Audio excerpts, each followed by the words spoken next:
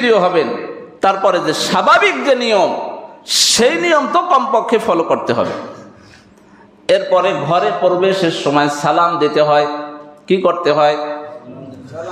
ঘরে যখন প্রবেশ করবেন তখন সালাম দিতে হয়। আন আনাস রাদিয়াল্লাহু তাআলা আনহু قال قال لي رسول الله صلى الله عليه وسلم يا بني إذا دخلت على أهلك فسلم يكن بركة عليك وعلى أهل بيتك। ও বনি আদম, তোমরা যখন তোমার পরিবারে প্রবেশ করো, ঘরে প্রবেশ করো, তখন ঘরওয়ালাদেরকে সালাম দাও। এই সালাম হলো তোমার জন্য বরকত এবং তোমার পরিবারের জন্য বরকত। আজকে আমাদের ঘরে সালাম বিনিময় নাই। সালাম দেয় কোন জায়গায়? যে জায়গায় শরীয়তে সালাম দিলে গুনাহ হয় সেই জায়গায়। স্ত্রীরে সালাম দেয় না, সালাম দেয় শালীরে। সমাজের অবস্থা এরকম হয়েছে কিনা?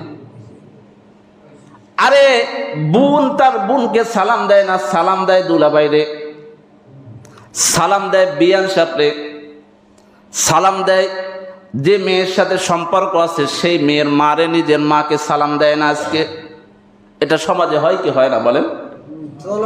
সালাম স্ত্রীকে দিতে হবে, সালাম তোমার মাকে দিতে হবে, সালাম তোমার বোনকে দিতে হবে, সালাম তোমার ফুফুকে দাও, ফুফাতো বোনকে নয়, সালাম তোমার খালাকে দাও, খালাতো বোনকে নয়।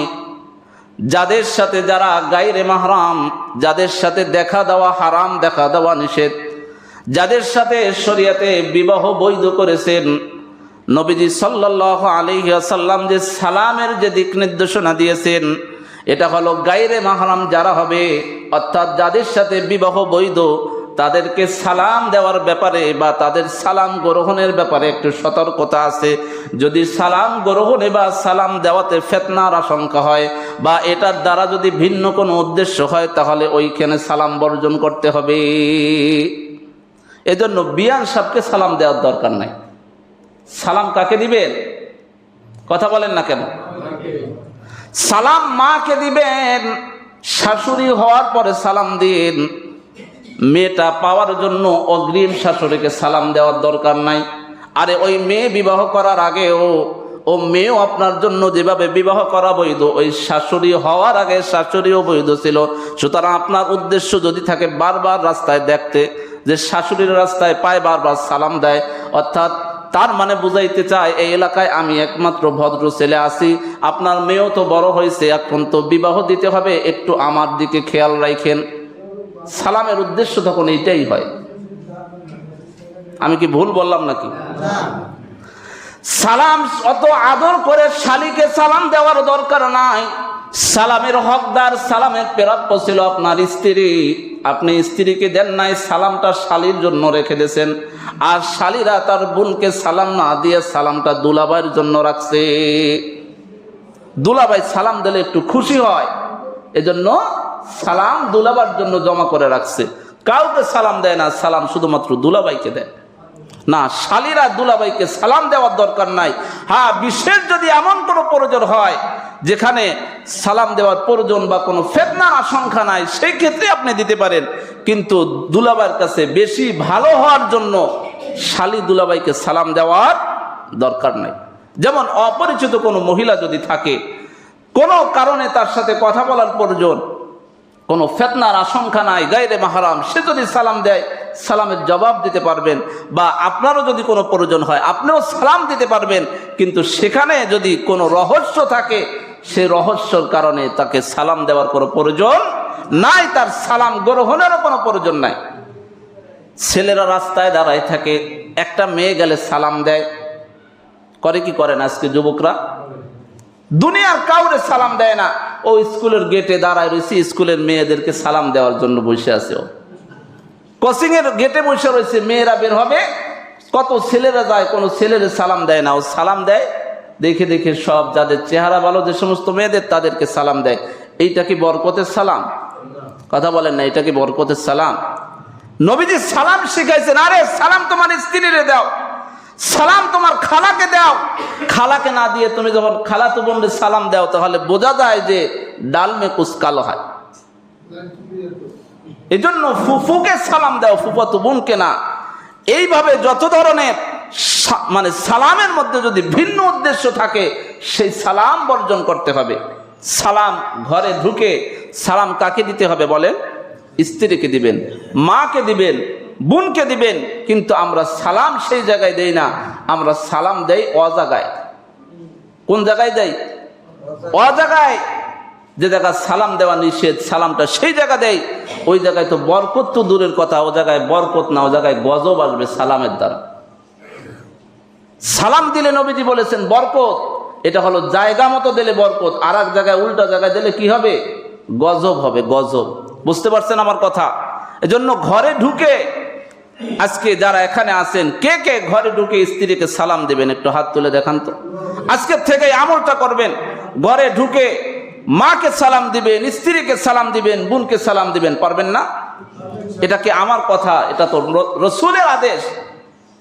হযরতে আনাস রাদিয়াল্লাহু তাআলা আনহু থেকে বর্ণিত, আনাস রাদিয়াল্লাহু তাআলা আনহু বলেন, আল্লাহ রাসূল বলেন, ও বনি আদম, তোমরা যখন ঘরে প্রবেশ করো তখন ঘরওয়ালাদেরকে সালাম দাও, কারণ এই সালাম তোমার জন্য বরকত, তোমার পরিবারের জন্য বরকত। আমরা বরকত খুঁজি, শান্তি খুঁজি, শান্তি যে জিনিসের মধ্যে আল্লাহ রেখেছেন সেটা গ্রহণ করতে চাই না। এজন্য আজকের থেকে বাসায় ঢোকার পরে সালাম দিবেন কে কে? সকলে সালাম দিবেন তো ইনশাআল্লাহ? কি বাবা রিনুত ভাই হাত জাগান না কেন? সালাম দিতে হবে। আর মা বোন যারা আছে, মা বোনরাও স্বামীদেরকে সালাম দেবে। ওরে বাবা, আজকে মা বোনরা স্বামীকে সালাম দেয় না, সালাম দেয় এনজিওর যে ওই যে স্যার আছে তারে এত কায়দা করে সালাম দেয়। ওরে বাবা, এত রসের সালাম, ওই যে কিস্তি নিতে আছে যারা, ওদেরকে এত ভালোবাসার সালাম যে সালাম স্বামীকে দেয় না। দেয় কি দেয় না? আজকে আপনার মা বোনেরা, আপনার স্ত্রীর এটা করে কি করে না বলেন? ওই এনজিওর ওই যে যারা আছে ওদের কি বলে, ওই যে কর্মী যারা আছে ওদের আপনার সালাম দেওয়ার দরকার নাই। সালামটা আপনি স্বামীকে দেবেন। কাকে দেবে মা বোনরা সালাম? বাবাকে দিবে, স্বামীকে দিবে, ভাইকে দিবে। সালাম স্বামীরে দেয় না, বাবা দেওয়ারে খুব শখ করে, খুব মোহাব্বতের সাথে দেওয়ারে সালাম দেয়। অথচ সালাম কে পাবে? কাকে দিতে হবে সালাম বলেন? দেওয়ারের সালাম দেওয়ার দরকার নাই, দেওয়ারে কি করার দরকার নাই। তারপরে ওই যে নুন দানা কি বলে, ননদের যে জামাই হয় তাকে কি বলে? নুন দেয় না, এরকম কি বলে? সালামটা তাকে অনেক সুন্দর করে দেয়, কিন্তু ভাইকে সালাম দেয় না। আজকে সমাজের মধ্যে শান্তি কোন জায়গা থেকে আসবে? শান্তি কোথায় পাবেন? যে সমস্ত জিনিসগুলোর মধ্যে আল্লাহ তাআলা শান্তি রাখছেন সেই শান্তি তো নষ্ট করে ফেলেছেন। এজন্য সালাম কিভাবে দিতে হবে বলেন? ঘরে ঢুকে আপনি যখন ঢুকবেন, হয়তো আপনি সালাম দিবেন, না হলে আপনার স্ত্রী আপনাকে সালাম দিবে। যখন কাউকে ফোন দিবেন তখন প্রথমে সালাম দিবেন, এটা হলো নিয়ম। যখন কারো বাসার সামনে যাবেন তখন তাকে সর্বপ্রথম সালাম দিবেন। কিন্তু আজকে আমরা রাসূলের সুন্নাতকে ফলো করি না, রাসূলের সুন্নাতে অনুসরণ আমরা করি না। যত নিষিদ্ধ কাজগুলো এইগুলো আমরা বেশি করি, কিন্তু নিয়মিত যে কাজ সুন্নাত তরিকার কাজগুলো আমরা একেবারে ছেড়ে দিয়েছি।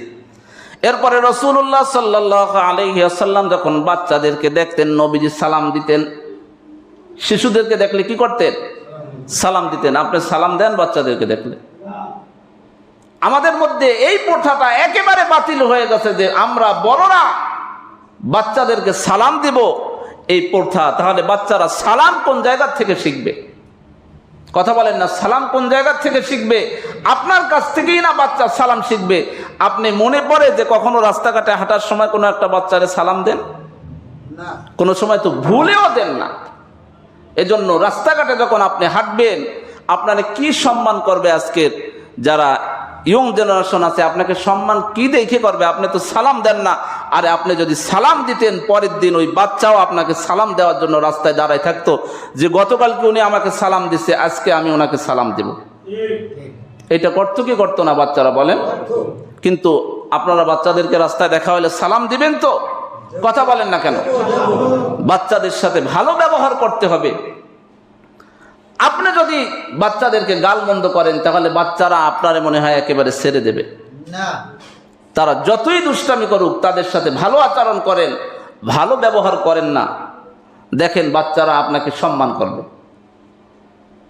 আমি তো অনেক আগেও বলেছি যে আপনার সন্তান আপনাকে সম্মান করে না, মসজিদের ইমামকে সম্মান করে, তার মানে আপনি সন্তানের থেকে আপনার বাবার হিসাবে যে পাওনাটা ছিল সেটা পরিশোধ করেন নাই। ইমাম থেকে পেয়েছে জন্য ইমামকে সম্মান করে, আপনি বাবা হিসাবে আপনাকে সম্মান করে না। এজন্য যারা বাবারা আছে তারাও বাচ্চাদেরকে সালাম দিতে হবে। মুরাব্বি যারা আছেন রাস্তাঘাটে দেখা হবে, বাচ্চাদেরকে কি করবেন? সালাম দিবেন। মনে থাকবে তো? নবীজি বাচ্চাদেরকে সালাম দিতেন। আমি আর আপনি বাচ্চাদেরকে সালাম দিতে আমার আপনার লজ্জা লাগে। এই লজ্জা দূর করতে হবে। এই লজ্জা আমার আপনার মধ্যে, লজ্জা ইমানের অঙ্গ, তবে এই লজ্জা ইমানের অঙ্গ নয়। লজ্জা ইমানের অঙ্গ, তবে বাচ্চাদেরকে সালাম দিতে শরম পাওয়া, স্ত্রীকে সালাম দিতে শরম পাওয়া, মাকে সালাম দিতে শরম পাওয়া, বোনকে সালাম দিতে শরম পাওয়া, এই শরম, এই লজ্জা ইমানের অঙ্গ নয়, বরং এই লজ্জা ইমান ধ্বংসের কারণ। এই লজ্জা কি বলেন? ইমান ধ্বংসের কারণ।